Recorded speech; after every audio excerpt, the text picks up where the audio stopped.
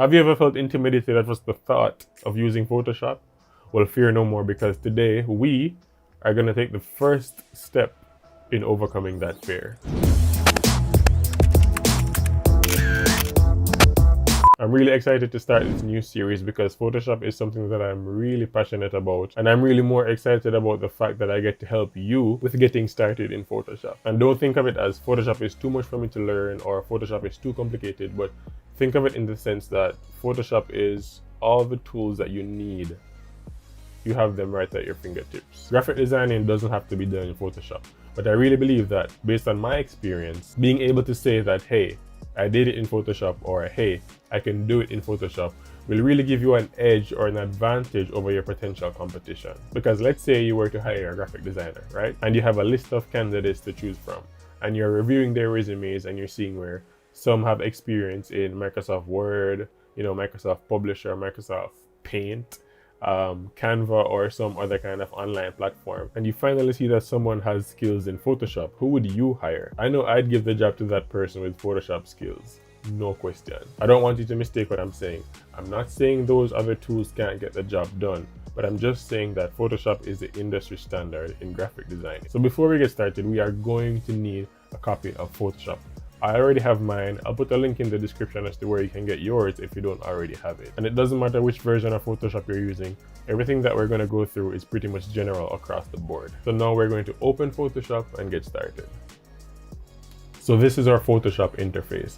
And as you can see, we have an option that says create new, open, and we have drag and drop an image, etc, etc. And what we want to do today is create a new template, and we can do that by clicking here or going file and then new. So let's go ahead and select new, and then we can choose the size for what we want to do. And the size for my YouTube thumbnail is 1920 pixels. We can also change this to inches if we'd want, but we're working with pixels today, so 1920 pixels wide by 1080 pixels high. That's our width and our height and our resolution. The industry standard is 300 dpi for your resolution, so we're not going to change this, and I usually don't change anything else. So how you can find out the size of what you want to create in Photoshop: first, you have to know what you're making. So if you were making a Facebook cover photo or a YouTube thumbnail like we're doing today, you would go to Google and you can type in YouTube thumbnail size, and you'll see that size, and you just come over and put that into Photoshop, and then we're just going to hit create. And here's our blank template or blank canvas. Now there's a few things that you're looking at here. In the top right hand corner is your swatches, and these are just color choices that you have. Below that is your document properties. We'll get to that later on in the video. And below that we have our layers. Now layers are your best friend. Think of it like a deck of cards. You have one card on top, another below that, etc, etc, right? So if you want something to be on top, all you have to do is just move it from wherever it is in the list of layers or in the deck of cards and just bring it up. And it's pretty straightforward, so it's not anything to worry about. On the left hand side of our window now we have our tools, and some of the most popular tools are lasso tool, the move tool. Obviously you'll use that to move stuff around. We have our crop tool, and you can see there's some little videos playing here to give you a sense of what they do. We have our eraser tool, brush tool, or text or type tool. We have our shape tool, and we have our zoom tool or magnifying glass. Obviously you know what that does. And then we have our foreground color and our background color here, and I could change these if I want by just clicking on them and then adjusting these color values to get a color that I want. Or I could go over to the swatches here on the right hand side and just pick a color like that, and you see it changes, and I would just select OK. So let's change the other color just because we're messing around today. Let's just choose one from this right here. Let's go this kind of green. Not too bad, right? And then in addition to the tools that you have on the right hand side, up top right here, when you select a tool, let's choose a type tool, you can see the cursor changes to a type cursor, and it gives you some default text, and the text automatically took the color of the foreground color that we have here. Let's change this by clicking, change that to something that you can see, and then you can change the type of font that we're using.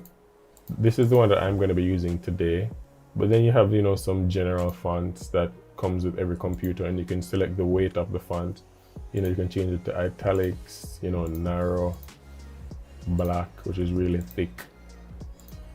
And you get the point. You can change the size. It's on 20 now, let's do 48. Well, you won't see all of it because it's bigger than the box that we have here.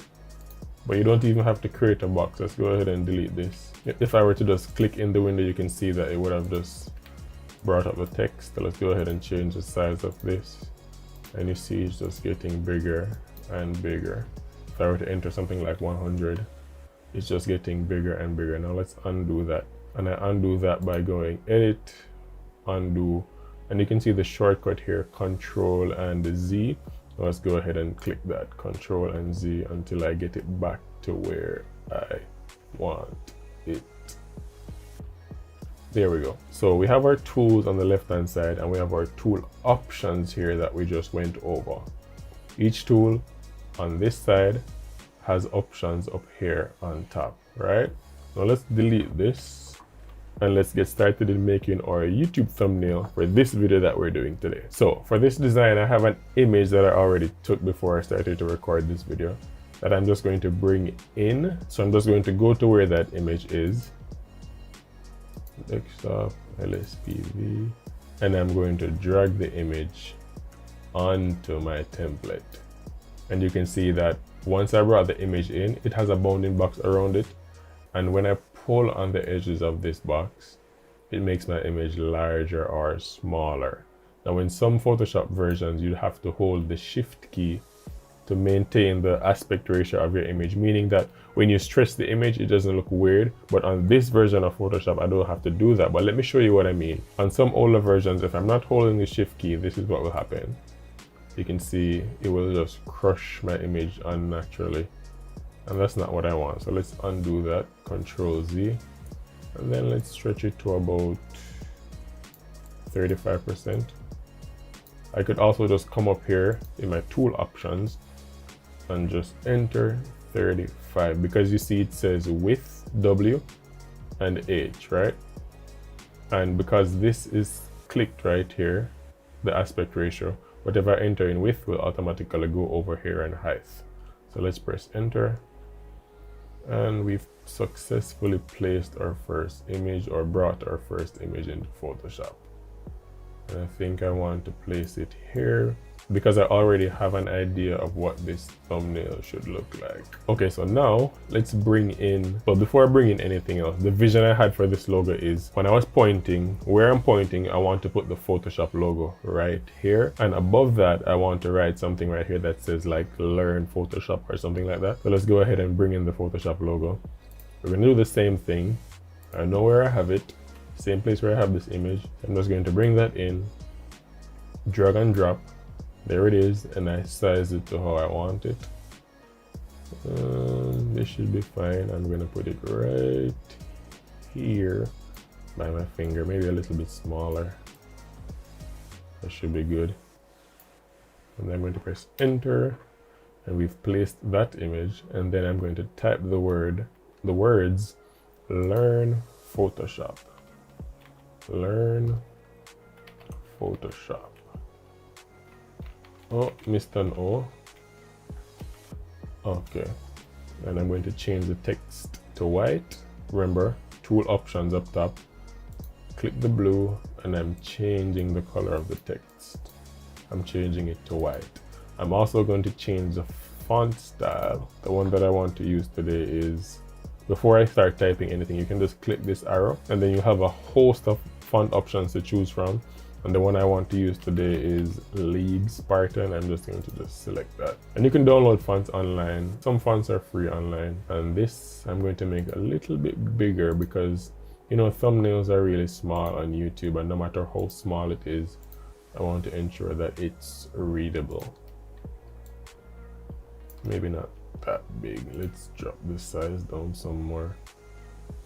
And you see this space right here between the learn and the Photoshop? You can make that smaller by going over here to layers, and above layers where you have properties like we mentioned earlier, you can adjust this right here, the leading, and you see where it says auto, you can go ahead and change that. You can change that value. You can just click the drop down and select something That's too close. Let's bring it down some more. Still too close. Not so much. Let's adjust that. Good. Now what I want to do next is the Learn Photoshop is a bit hard to read because the text is white. The closet behind it is also white. So I want to put a shape behind it, maybe a rectangle. So let's go ahead and select the shape tool or the rectangle tool, or we can press U. And then the color that I will want inside of it is a blue that matches the blue in the Photoshop. Let's select maybe, well, we can change it later. So we're clicking and holding, and then we're drawing our rectangle by dragging the mouse. All right, let's go. Clicking, holding, and dragging the mouse. See that? That's where we want our rectangle. And you can see it came up in front of the Learn Photoshop, and that's not what we want. We want it to be behind it. So we're coming over to the layers on the right hand side, and you can see where you have rectangle 1. You can see where it's above Learn Photoshop. And remember, we were speaking about the deck of cards earlier. We're going to move rectangle 1 further down in the deck of layers, and you can see now it's behind Learn Photoshop. And that's what we want. Now the blue that's behind the Learn Photoshop is not exactly matching the blue that is in the Photoshop logo. So how I can change that is I can select the rectangle over here under layers, and I could just click this square in the bottom right hand corner. Just double click that, and it will give me a color picker. And then when I come over onto the Photoshop icon, you can see there's a little dropper right there. If I click that dropper, it will change my rectangle color to whatever color I picked. So if I pick the color of my monitor right here, it will change it to my monitor color. If I pick the color of this blue on my t-shirt, it will pick that color. If I pick the color up here of this red behind me, and so on and so forth. I'm sure you guys get the picture, right? Okay, the next thing I'm going to do is add a border to this rectangle, similar to the border that's on the Photoshop icon. Now in Photoshop, a border is not called a border, it's called a stroke. Now on my shape options, remember that's up top, my stroke right here says 1 pixel, right? However, there's no stroke indicated by this white box with the red line. So let's go ahead and click that, and we're going to select a blue that we think is closest to the Photoshop blue. Well, the light blue that's on the outside of the Photoshop icon. Let's select this one. I think that's close enough. And then let's make our border, let's say 15 pixels. Now let's make our rectangle a little bit bigger so it's not touching the word Learn Photoshop. And how I do that is on my keyboard, I press Control and then the letter T. And then you see that the bounding box came up outside of the rectangle.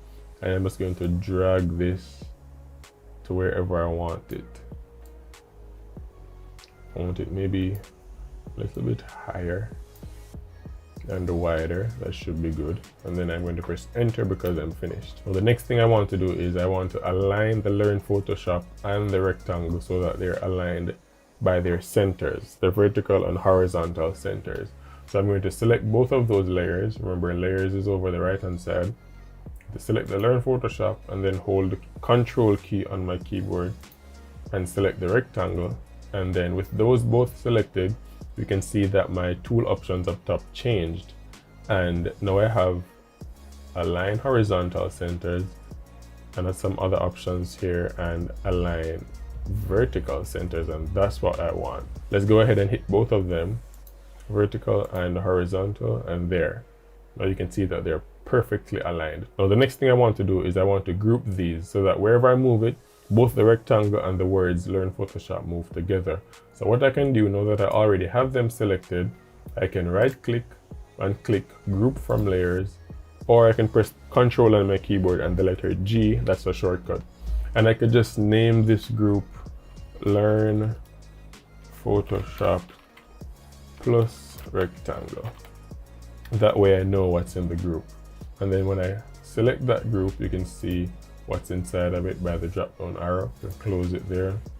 And then when I move that group around, you can see that everything inside the group is moving. Now let's align that with the Photoshop logo by the same method. selecting both layers and then going up to our tool options and aligning them horizontally. And I'm going to bring the Learn Photoshop a little bit closer to the logo. That's good, because I have something else that I want to type up top right here. I want to type the word part 1 above the Learn Photoshop, because this is part 1 of our Photoshop series. And what I want to do is I want to space out individual characters, so the space between P and A and R, I want to make that space a bit wider. So what I would do is I would go over to the right hand side on the properties, and where I have tracking right here, you can see this arrow indicates that that's the direction of the space, right? So let's go ahead and open that up some more. And as I click this, pay attention to what happens to the part 1. You see it spreads out wider. But what I want is I want it a bit wider than that. So let's go 600, or maybe come back down 400. That's good. Press enter, and that's good. And I'm going to align it to everything else. The next thing I'll do is I will want to make sure that the space between the part 1 and the Learn Photoshop is the same as the space between the Learn Photoshop and the Photoshop logo. I'm going to manually move it so you get an understanding of how things work. There is a shorter way to doing this, but let's learn the basics. So I brought it down to touch the Learn Photoshop, and now I'm going to move it up by using the arrow keys on my keyboard. But let me show you something. When you move the arrow keys on the keyboard, you see it's moving. But if you hold shift and then use the arrow keys, you can see it jumps up further, right? So let's go back down and let's move it up with shift, and 1, 2, 3, 4, maybe 3. Now that looks a little bit more even with the space right here. I can check by going over to my layers, selecting the Photoshop icon, moving it up similarly to what I just did, and then moving down 3 spaces, because that's what we just did with the part 1, right? 1, 2, 3, and there we have it. That is even with the part 1. Now I can select all of these, the part 1, the Learn, the rectangle, and the Photoshop icon, and I can align those so that the centers are aligned. There we have it. And then I can group those now, so when I move one, everything moves. Remember, I already have them selected, so let's go ahead and press Control on my keyboard and then the letter G while I'm holding Control, and you can see a new group that was formed. And if I turn this group off, these eyeballs right here means that you can turn off the visibility of each layer. See? I'm going to select the group. Let's call the group Info. All right. And now we're going to move that group a little bit off the edge of the document right here. It's too close to the edge. Let's move it over some more. That should be good. And let's move it down a little bit. And we're good. But if you can see, the part one is still a little bit hard to read for my liking. So what I would do, I would put another shape behind everything that we have in the info group. So I would go ahead and select the shape tool. Maybe change the color. I want the color to match this blue wall right here. So let's choose that blue. And we're clicking, holding, and dragging our shape. There we go. And then we're moving it behind by going over to layers. We're moving it behind all our info. There we have it. But what I want to do, the vision I have for this is, I don't want the edge of the rectangle to be this sharp so you know that it's a rectangle. So I'm going to select the rectangle. I'm going to add a filter to it so it gets blurred out a little bit. Let's go filter, that's up top right here where you have file, edit, and all those stuff. Filter, blur, Gaussian blur, and there's a little dialog box that will pop up. You just click convert to smart object, and right here you'll get the blur option box, and when you move this dial you can see that the blur amount that's on the rectangle is being reduced. If I bring it all the way up, you can see it gets blurred out all the way till it's even touching my face. That's not what I want. So maybe let's stick to maybe 120, I think should be good. The next thing is I don't want the blue to be that strong behind everything right here. So we can go ahead and tone that down, make it a bit more transparent by clicking on the layer. It's already selected. And above that, under your layers, you have opacity. And when you slide this opacity slider, you can see that the blue rectangle is becoming more and more transparent. See? So I'm thinking maybe 60%. You can just come in here as well and type an exact number, or just click on your layer and press any number on your number pad, whether 1 will make it 10%, 5 will make it 50%, 6 will make it 60%. And I think that's where we want to have it. So I think that's good. And I think this is where I want the thumbnail to be. I think this is what I want. This is the look I was going for. I don't think I will make any major adjustments to it. Maybe I'll make the word learn Photoshop a bit bigger so that it's easier to read when the thumbnail gets really small on YouTube. But for now, I think this is where we're at. I think this is really good. Something very, very important that we did not do that we should have done. We should have been saving our file as we were designing. Before you start designing, please, and even when you are designing and in the process, please, please, please save your project. Save your project. Save your project. It is an absolute headache if you're designing something and you didn't save it, and then there's a power outage or your computer just shuts off and you didn't save it. That design is gone. And you have to do that all over again. Please save your project. Save your project. Save your project. So it even happens to me. So let's go ahead and save our file. So we're gonna do File, Save, and we're gonna name this LSPV YouTube thumbnail. And then I think this is episode 11. So let's just say episode 11. Say 011, 11. And then, okay. Now that was the Photoshop version. We can't upload the Photoshop version to YouTube or Instagram or wherever we want to put it. So we have to go ahead and save like a JPEG or a PNG. So let's go ahead and save as. And we're just going to click this drop down that says save as type. And then we're going to select JPEG. And then we're going to press save. And then you can choose the quality of your file if you want it not so large. I normally just max it out, and you can see your file size right here. Your file will be 1.1 megabytes. And then okay. And there you have it. I really hope you found value from all that we did today. Let me know if you have Photoshop already, or let me know if you plan to get it and try designing something on your own. You can just snap a photo with your phone, bring it into Photoshop and write something cool on it, and then you can post it online on Instagram or Facebook. I mean, it's that simple, as you just saw. If you're watching this video, I really believe that you're all talented creatives and passionate about Photoshop and graphic designing. And I really think that with practice, you guys can get it done. When you've done designing whatever you thought of, send me an email and let me see what you guys have done. That would be really cool, and I'd love to see what you guys come up with. My email address is listed below. Thank you so much for watching. Once again, my name is CJam, and I will see you guys in the next video.